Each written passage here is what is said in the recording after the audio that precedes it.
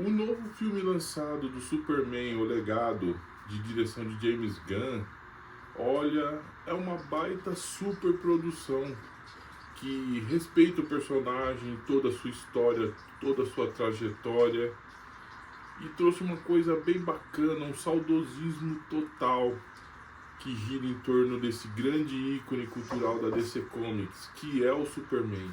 O personagem que puxou o bonde, que antes dele eram uns tipos de personagem e depois dele vieram tantos outros. Mas não é sobre isso que eu vou falar um pouco desse vídeo. Eu vou falar sobre Superman, o filme de 1978, direção de Richard Donner e feito por Christopher Reeve. O resto é história. Não foi o primeiro filme de super-herói retratado, mas foi o filme de maior sucesso que trouxe. E é sobre isso que eu vou falar um pouco logo depois da vinheta. Bora lá então? Bora lá então? Combinado então? Tudo bem pra vocês?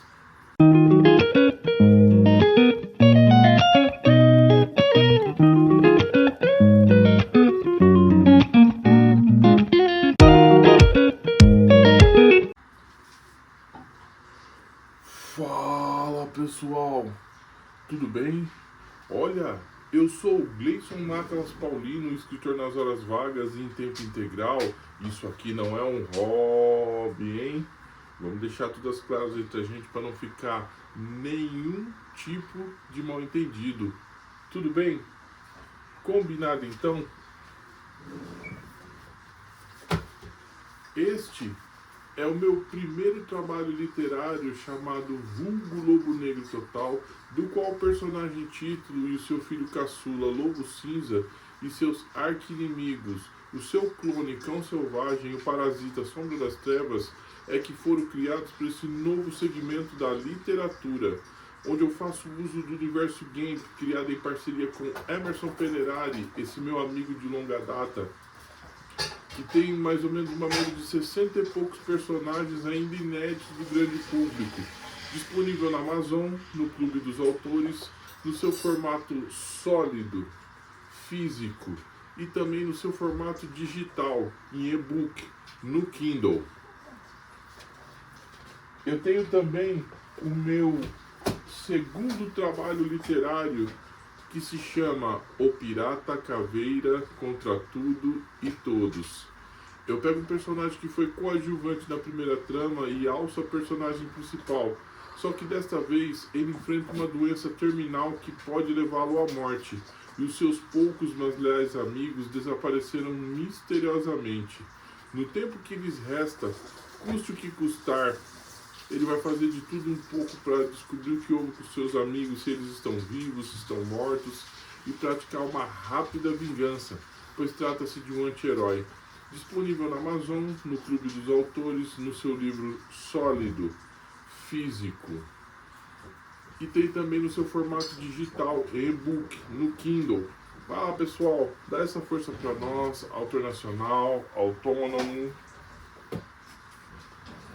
Superman, o filme de 1978, não tinha Christopher Reeve como escolha principal. Na época foi cogitado até Sylvester Stallone, mas eles queriam mesmo Clint Eastwood no papel, que até então não havia filme de super-heróis e ele recusou prontamente.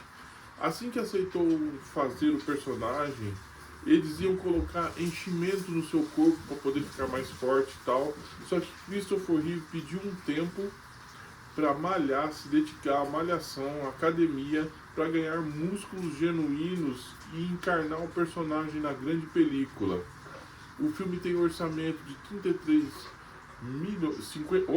55 milhões e arrecadou 300 milhões pelo mundo afora, por todos os cinemas. Pra mim foi impactante, porque na época demorava-se muito para sair do cinema e passar na TV aberta. Quando passou na TV aberta e eu ainda era uma criança, quando eu assisti aquilo foi atemporal. Os seus efeitos de época, o Superman voando. Cara, aquilo ali foi inovador no cinema. E Christopher Reeve está muito bem na pele do personagem. Quando ele se tornava Clark Kent, ele encarnava um personagem meio fraco, meio atrapalhado. E quando ele vestia o manto de Superman, ele se tornava um personagem mais imponente, poderoso, que é assim que o personagem é. A criação é de Joe Shuster e Jerry Siegel, e eles se basearam em Jesus Cristo para criar esse grande personagem, esse ícone cultural de 1938, que envelheceu bem e faz sucesso até hoje. Agora eu vou falar um pouco do filme. Por ser antigo, eu vou dar muito spoiler. Se você não viu ainda, procure ver. É entretenimento para toda a família e me impactou profundamente, porque depois desse filme eu passei a gostar muito de histórias em quadrinhos e passei a ler desde o primeiro ano letivo da escola. Então bora lá então. Superman começa narrando a sua promissa, interpretado seu pai por Marlon Brando, no seu planeta natal, onde os 3 terroristas, o General Zod, são mandados para a Zona Fantasma. Inclusive reza as lendas que eles queriam ser retratados logo nesse primeiro filme, mas ficou só para sua continuação. Mas o começo do filme começa com eles sendo mandados para a Zona Fantasma. Depois Krypton, o planeta natal do Superman, vai ao fim. Só que antes disso, seu pai manda seu filho para um planeta cujo sol é amarelo. E devido a isso, ele teria muitos superpoderes. Ele seria diferenciado. Ele seria algo a ser seguido nesse mundo. E quando ele chega aqui, ele é adotado pelos casal Kent, já idosos, que o criam com princípios e valores. Superman sempre foi um grande exemplo disso. Mostra no filme ele correndo numa cena antológica, disputando velocidade com um trem. Aí ele salta na frente do trem. Depois disso ele vai para a cidade grande, se torna jornalista e logo conhece Lois Lane, o seu grande affair, a sua grande paixão. Inclusive ele veste o manto do Superman e faz serviços pela cidade toda e já desperta a ira de Lex Luthor, interpretado por Gene Hackman, que também ficou impecável no papel. Trouxe um antagonista, um vilão carismático e cheio de marra. E foi ódio à primeira vista dele ver o Superman e usar para seus planos.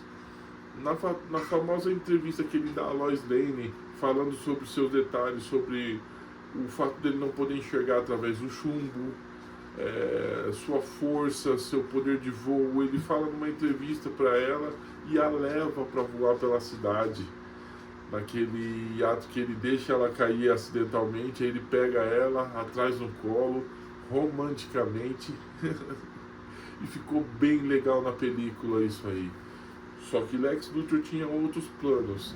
Ele queria conquistar o que seria Los Angeles através da falha Andreas, que dá bastante terremoto por aqueles lados lá, isso e aquilo.